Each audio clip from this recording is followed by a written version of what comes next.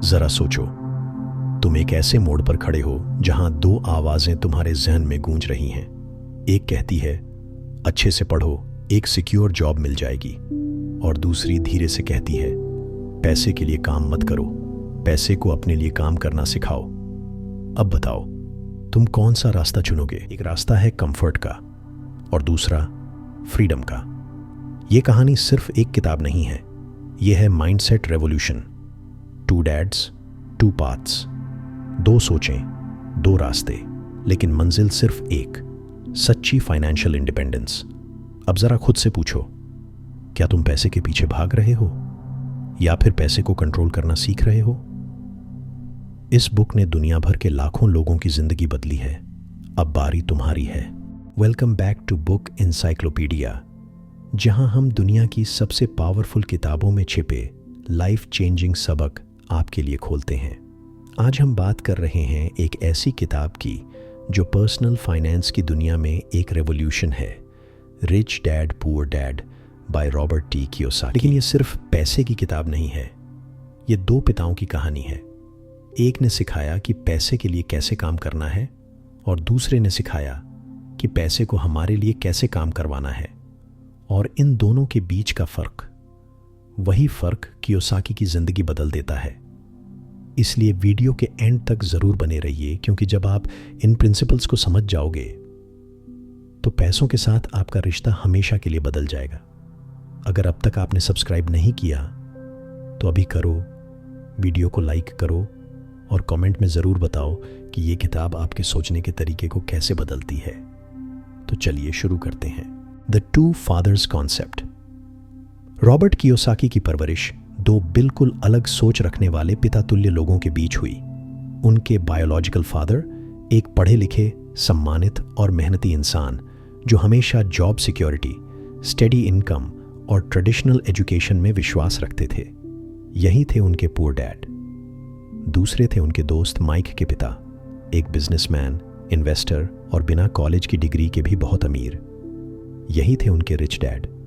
दोनों ही समझदार थे, दोनों का अपना असर था, लेकिन पैसों, काम और जिंदगी को लेकर उनकी सोच जमीन आसमान की तरह अलग। एक ने अपने पीछे करोड़ों की संपत्ति छोड़ी, दूसरे ने सिर्फ अनपेड बिल्स। और इन्हीं दोनों को ऑब्जर्व करके कियोसाकी ने एक बड़ा सच समझा।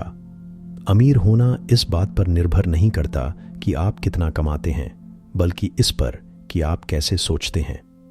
The school system, the rat race. Kiyosaki को एक और बहुत बड़ी खामी समझ आई, हमारा स्कूल सिस्टम। स्कूल हमें सिखाते हैं कि अच्छा एम्प्लॉई कैसे बना जाए, लेकिन फाइनेंशियल इंटेलिजेंस के बारे में कुछ नहीं सिखाते। उनके पुअर डैड ने हमेशा कहा अच्छे नंबर लाओ, एक स्टेडी जॉब पाओ और सेविंग्स से जिंदगी काटो। सुनने में सेफ लगता है ना? लेकिन हकीकत में वो पूरे जीवन फाइनेंशियल स्ट्रगल करते रहे। वो कहते थे पैसे से फर्क नहीं पड़ता, मुझे अमीर बनने में इंटरेस्ट नहीं है, सिर्फ मेहनत करो, सब ठीक हो जाएगा। लेकिन यही माइंडसेट एक ट्रैप बन गया, एक ऐसा रैट रेस जहां इंसान जितना भी भागे वहीं का वहीं रहता है। पुअर डैड की दुनिया जॉब सिक्योरिटी, बेनिफिट्स और छुट्टियों के इर्द गिर्द घूमती थी, लेकिन उन्होंने कभी खुद कुछ बिल्ड नहीं किया। वहीं रिच डैड ने सिखाया don't work for money, make money work for you. I can't afford it versus how can I afford it। Rich dad का एक सबसे पावर पैक्ड सबक था, कभी मत कहो I can't afford it, हमेशा पूछो how can I afford it। क्योंकि जब हम कहते हैं I can't, हमारा दिमाग बंद हो जाता है, लेकिन जब हम पूछते हैं how, तो दिमाग आंसर्स ढूंढने लगता है। सिर्फ 9 साल की उम्र में रॉबर्ट और उसके दोस्त माइक ने पैसे कमाने की कोशिश की। टूथपेस्ट की ट्यूब पिघलाकर नकली सिक्के बनाए। जाहिर है फेल हो गए, लेकिन रिच डैड ने उन्हें डांटा नहीं, बल्कि उन्हें एक जनरल स्टोर में काम पर लगा दिया, बहुत कम पैसे में। धीरे धीरे फ्रस्ट्रेशन बढ़ने लगी। उन्होंने रेज मांगी, लेकिन रिच डैड ने रेज देने की बजाय उन्हें फ्री में काम पर रख लिया। वो हैरान थे। गुस्से में आकर उन्होंने रिच डैड से पूछा Why are we working for nothing? Rich dad ने तब कहा तुम्हारे पास एक चॉइस है, तुम दुनिया को समझना चाहते हो या सिर्फ एक पेचेक पाना, उन्होंने चुना सीखना। और वहीं से एक नया चैप्टर शुरू हुआ। लोग या तो दूसरों के लिए काम करते हैं या ऐसे सिस्टम बनाते हैं जहां दूसरे उनके लिए काम करें। Assets versus liabilities. अब बात करते हैं सबसे मिसअंडरस्टूड कॉन्सेप्ट की, एसेट्स और लायबिलिटीज। रिच लोग एसेट्स खरीदते हैं, ऐसी चीजें जो उनके लिए पैसे बनाती हैं। पुअर लोग लायबिलिटीज खरीदते हैं, ऐसी चीजें जो पैसे खींचती हैं, लेकिन वो उन्हें एसेट्स समझते हैं। एक घर जिसमें आप रहते हो वो अक्सर लायबिलिटी होता है, वहीं कोई रेंटल प्रॉपर्टी जो हर महीने इनकम लाती है वो एसेट होती है। कियोसाकी के हिसाब से अमीर लोग फोकस करते हैं एसेट्स बिल्ड करने पर, जैसे बिजनेसेस, इन्वेस्टमेंट्स, रियल एस्टेट और इंटेलेक्चुअल प्रॉपर्टी, जबकि पुअर और मिडिल क्लास लोग फोकस करते हैं सिर्फ इनकम पर, एक पेचेक जो वो अपने टाइम के बदले लेते हैं। इसीलिए ज्यादातर लोग 30-40 साल तक काम करने के बाद भी रिटायरमेंट में पैसे के लिए दूसरों पर डिपेंडेंट रहते हैं। एस्केपिंग द रैट रेस कहानी शुरू होती है 1956 में हवाई से, जब रॉबर्ट और माइक ने टूथपेस्ट ट्यूब पिघलाकर पैसे बनाने की कोशिश की। नाकाम हो गए, लेकिन उनकी सीखने की चाह खत्म नहीं हुई। रिच डैड ने उन्हें अनकंफर्टेबल सिचुएशंस में डालकर सिखाया कि लोग गरीबी के डर और अमीर बनने की लालसा में फंसे रहते हैं। यही डर उन्हें ऐसे जॉब्स में टिकाए रखता है जिन्हें वो पसंद नहीं करते, ऐसे बॉसेस के लिए जिनका वो सम्मान नहीं करते, सिर्फ सर्वाइवल के लिए। रिच डैड ने कहा, a business is something that works even when you are not there. अगर तुम्हारी मौजूदगी हर दिन जरूरी है तो तुम्हारे पास बिजनेस नहीं, एक जॉब है। Chapter 2, the rich don't work for money. क्या आपने कभी सोचा है कि अमीर लोग बाकी लोगों की तरह पैसों के पीछे क्यों नहीं भागते? इस चैप्टर में रॉबर्ट कियोसाकी एक ऐसी सच्चाई बताते हैं जो हमें बचपन में कभी नहीं सिखाई जाती, कि जिंदगी में सेफ खेलना असल में सबसे बड़ा खतरा हो सकता है। क्यों? क्योंकि ज्यादातर लोगों को कभी सिखाया ही नहीं जाता कि कैलकुलेटेड रिस्क्स कैसे लिए जाते हैं।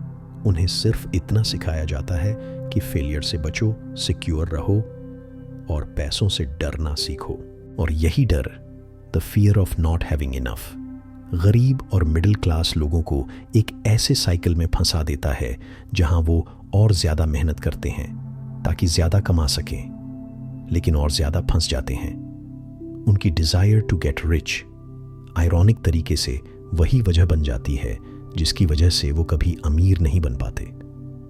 कियोसाकी यहां एक बहुत पावरफुल बात समझाते हैं। जिंदगी बार बार हमें मौके देती है, लेकिन बहुत कम लोग होते हैं जो उन मौकों को पहचान पाते हैं।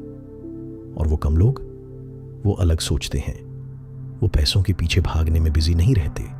वो ऐसा माइंडसेट बनाते हैं जो पैसे को अपनी तरफ खींचता है। जब ज्यादातर लोग डर और सर्वाइवल मोड में जी रहे होते हैं, तब अमीर लोग मौके तलाश रहे होते हैं, इन्वेस्ट करने, बिल्ड करने और ग्रो करने के मौके।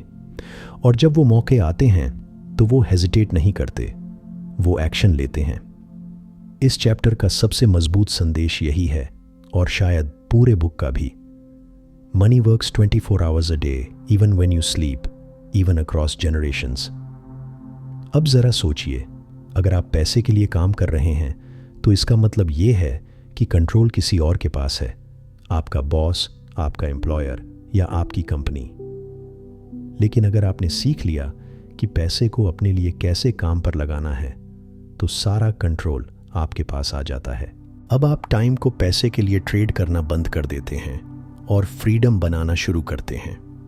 और यही कियोसाकी के अनुसार रिच और बाकी लोगों के बीच का सबसे बड़ा फर्क है। Chapter 3, why teach financial literacy.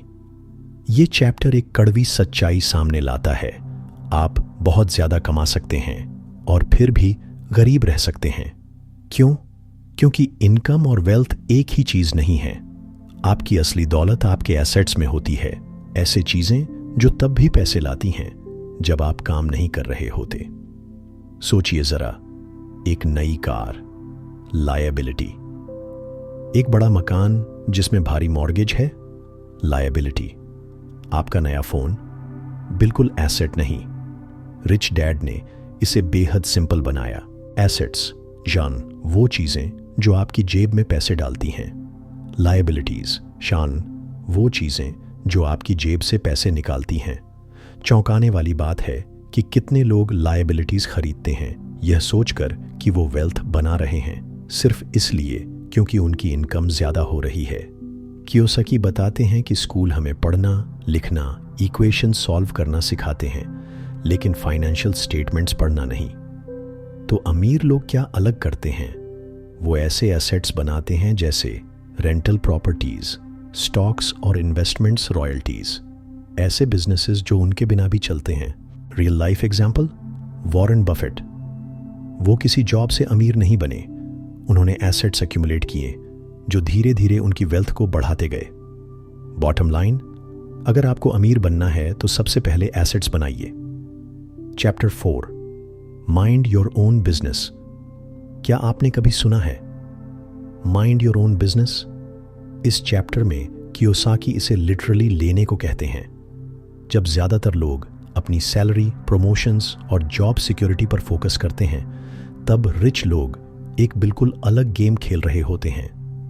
वो इनकम के पीछे नहीं भागते, वो एसेट्स बिल्ड कर रहे होते हैं। यहां से ऑथर एक पावरफुल स्ट्रेटेजी बताना शुरू करते हैं जो ज्यादातर लोग इग्नोर कर देते हैं, रियल एस्टेट इन्वेस्टमेंट। इसे समझाने के लिए वो एक ऐसा एग्जाम्पल लेते हैं जिसकी कोई उम्मीद नहीं करता, मैकडॉनल्ड्स। अब आप सोच रहे होंगे कि मैकडॉनल्ड्स फास्ट फूड बिजनेस में है ना? लेकिन ट्विस्ट ये है, मैकडॉनल्ड्स सिर्फ बर्गर्स नहीं बेचता, वो अमेरिका की सबसे कीमती जमीनों का मालिक भी है। वहीं असली बिजनेस है, और यही है असली लेसन। अगर आपको ट्रू वेल्थ चाहिए तो किसी और का सपना मत बनाइए, अपना सपना बनाइए। अपने एम्प्लॉयर को अमीर बनाने के बजाय खुद के लिए काम शुरू कीजिए। कियोसाकी कहते हैं कि असली दौलत आपकी सैलरी में नहीं है, वो आपके एसेट्स में है। कैसे एसेट्स? स्टॉक्स जो डिविडेंड देते हैं, बॉन्ड्स जो स्टेडी रिटर्न्स लाते हैं, ऐसा रियल एस्टेट जो आपको सोते समय भी पैसा देता है, नोट्स और इंटेलेक्चुअल प्रॉपर्टीज जैसे म्यूजिक, स्क्रिप्ट्स, पैटेंट्स, ऐसी चीजें जो एक बार बनाई जाती हैं लेकिन सालों तक कमाई करती हैं, रॉयल्टीज जो बिना क्लॉक इन किए भी इनकम देती हैं। ये सब सिर्फ लिस्ट के आइटम्स नहीं हैं, ये दरवाजे हैं फ्रीडम, स्टेबिलिटी और लेगेसी के दरवाजे। और अगर आप सच में वेल्थ चाहते हैं तो इन दरवाजों को खोलना शुरू करिए, क्योंकि जब बाकी लोग दूसरों का एम्पायर बना रहे होते हैं, अमीर लोग चुपचाप अपना खुद का एम्पायर बना रहे होते हैं। Chapter 5, the history of taxes and the power of corporations. ये चैप्टर और गहराई में जाता है और बताता है कि कैसे रिच लोग लीगली ज्यादा टैक्सेस देने से बचते हैं, जबकि गरीब और मिडिल क्लास ही ज्यादातर बोझ उठाते हैं। और साफ कर दूं, कियोसाकी किसी टैक्स एवेजन की बात नहीं कर रहे, वो सिस्टम को समझने की बात कर रहे हैं। जब आप एक एम्प्लॉई होते हैं तो टैक्सेस आपकी सैलरी से पहले ही कट जाते हैं, लेकिन जब आप एक कॉरपोरेशन ओन करते हैं तो आप 1 पहले पैसा कमाते हैं, 2 फिर बिजनेस की जरूरतों पर खर्च करते हैं, 3 और जो बचता है उस पर टैक्स देते हैं। ये एक लीगल लूप है जिसे रिच लोग अपनी वेल्थ को बचाने और बढ़ाने के लिए यूज करते हैं। रिच डैड ने रॉबर्ट को कॉरपोरेशंस के बारे में बड़े बड़े कॉन्सेप्ट्स के रूप में नहीं, बल्कि एक सिंपल टूल के रूप में सिखाया, ऐसा टूल जो कोई भी सीख सकता है। ये चैप्टर थोड़ा टेक्निकल लग सकता है, लेकिन इसकी असली वैल्यू इसमें छुपी है। फाइनेंशियल एजुकेशन आपको स्मार्ट तरीके से गेम खेलने की पावर देती है। सोचिए, 2 लोग हैं, दोनों 100K कमा रहे हैं, एक 30K टैक्सेस में दे रहा है, दूसरा सिर्फ 10K दे रहा है और बाकी पैसा इन्वेस्ट कर रहा है। सेम इनकम, लेकिन आउटकम पूरी तरह अलग। और ये फर्क सिर्फ एक चीज से आता है, फाइनेंशियल लिटरेसी। अब जब हमने माइंडसेट, एसेट बिल्डिंग और सिस्टम को समझ लिया है, तो अगला कदम क्या है? चलिए अब अगले चैप्टर की तरफ बढ़ते हैं। Chapter 6, work to learn, don't work for money. इस चैप्टर में कियोसाकी एक ऐसे कन्फ्लिक्ट की बात करते हैं जिससे हम में से बहुत से लोग जिंदगी में कभी ना कभी गुजरते हैं, जॉब सिक्योरिटी और लर्निंग के बीच का संघर्ष। तो असली सवाल यह है, क्या ज्यादा जरूरी है? कियोसाकी के लिए इसका जवाब साफ है। उनके एजुकेटेड डैड यानी उनके पुअर डैड का मानना था कि जॉब सिक्योरिटी ही अल्टीमेट गोल है। एक स्टेडी पेचेक, बेनिफिट्स और रिटायरमेंट प्लान, यही जिंदगी की सबसे बड़ी उपलब्धि थी उनके लिए। लेकिन उनके रिच डैड का नजरिया बिल्कुल अलग था। उनके लिए सबसे जरूरी चीज थी सीखना। कियोसाकी इस चैप्टर में एक ऐसी सच्चाई बताते हैं जो आपकी सोच को पूरी तरह बदल सकती है। Work to learn, not work for money. यहां वो एक एग्जाम्पल शेयर करते हैं जो बहुत लोगों को रिलेट करेगा। एक यंग वुमन, बहुत एजुकेटेड थी, इंग्लिश लिटरेचर में मास्टर्स डिग्री तक की पढ़ाई की थी। उसने सालों लगाए थे अपने सब्जेक्ट को समझने में। फिर एक दिन उससे कहा गया कि वो सेल्स और मार्केटिंग सीखे। वो गुस्से से भर गई। क्यों? क्योंकि ये उसकी प्लानिंग का हिस्सा नहीं था। उसने तो पढ़ाई की थी एक्सपर्ट बनने के लिए, और अब उससे कहा जा रहा था कि वो बेचने का काम करे। लेकिन यहीं से आती है एक बड़ी सीख। कियोसाकी बताते हैं कि आपको अपने फील्ड से बाहर की चीजें भी सीखनी चाहिए। ऐसी स्किल्स जो आपको फाइनेंशियल फ्रीडम तक ले जा सकें, भले ही वो आपकी ओरिजिनल पढ़ाई से ना जुड़ी हों। वो 3 एसेंशियल मैनेजमेंट स्किल्स की बात करते हैं जो आपकी फाइनेंशियल लाइफ को बदल सकती हैं। 1. Cash flow management. 2. System management. 3. People management. यही वो स्किल्स हैं जो सक्सेसफुल एंटरप्रेन्योर्स में कॉमन होती हैं। लेकिन बात सिर्फ स्किल्स सीखने की नहीं है, बल्कि इस बात की भी है कि आप उन्हें कम्युनिकेट कैसे करते हैं। कम्युनिकेशन स्किल्स किसी भी बिजनेस में सबसे ज़रूरी टूल्स में से एक होती हैं। कियोसाकी कहते हैं कि बहुत से ब्रिलियंट लोग जैसे साइंटिस्ट्स या प्रोफेसर्स अपने अंदर नॉलेज का खजाना रखते हैं, लेकिन वो फेल हो जाते हैं सिर्फ इसलिए क्योंकि वो अपनी बात ठीक से समझा नहीं पाते। बस एक स्टेप दूर होते हैं सक्सेस से, और वही स्टेप सबसे अहम होता है। स्मार्ट होना काफी नहीं है, आपको अपने आइडियाज शेयर करना आना चाहिए, बोलना आना चाहिए, बेचना आना चाहिए, कनेक्ट करना आना चाहिए। यही फर्क है एक बोरिंग जॉब में फंसे रहने और एक सपनों वाली जिंदगी बनाने में। Chapter 7, overcoming obstacles. नॉलेज होना ही काफी नहीं है। स्मार्ट लोग भी अक्सर पैसे के मामले में पीछे रह जाते हैं। क्यों? क्योंकि 5 इमोशंस उन्हें रोक देती हैं। 1. फियर, पैसे खोने का डर। 2. सिनिसिज्म, दूसरों की बातें सुनने का डर। 3. लेजीनेस, जो अक्सर बिजी होने की आड़ में छुपी होती है। 4. बैड हैबिट्स, जैसे खर्च करने की आदत, बचाने से पहले। 5. एरोगेंस, जब आप ये मान लेते हो कि आपको सब पता है। फियर एक नेचुरल इमोशन है, रिच लोग भी इसे महसूस करते हैं, लेकिन फर्क क्या है? वो डर के बावजूद एक्शन लेते हैं। कियोसाकी बताते हैं कि उन्होंने खुद भी पैसे गंवाए हैं, डील्स में फेल हुए हैं, गलतियां की हैं, लेकिन वही फेलियर्स उनकी सबसे बड़ी टीचर्स बनी। बात लॉस से बचने की नहीं है, बात यह है कि आप हार को स्मार्टली हैंडल करके आगे कैसे बढ़ते हो।